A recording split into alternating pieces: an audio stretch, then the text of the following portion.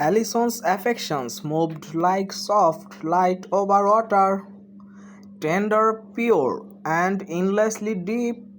Her beauty was not a surface to admire, but a melody that could be felt.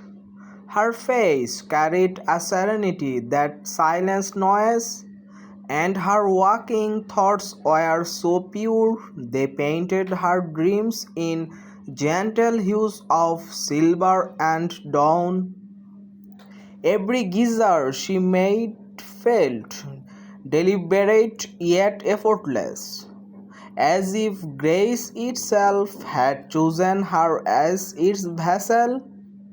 Her spirit was a living flame of refinement, never loud, always luminous.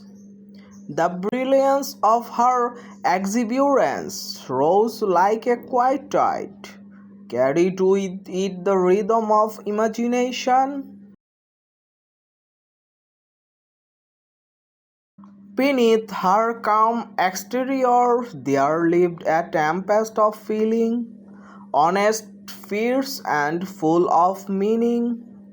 Her emotions rose and fell like glowing tides, never chaotic but charged with the heart of sincerity.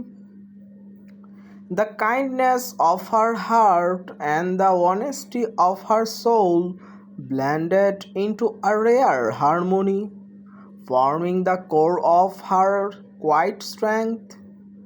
At times her spirit trembled with passion, her heart burning with an invisible fire, yet even her pain seemed graceful, like raindrops turning to pearls.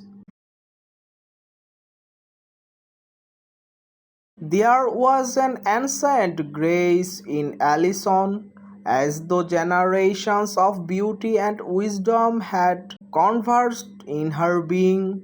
But what she created from both was her own legend, a harmony of thought, feelings, and divine presence. She was the soft echo of eternity dressed in mortal grace, the dream that breathes, the light that never dies.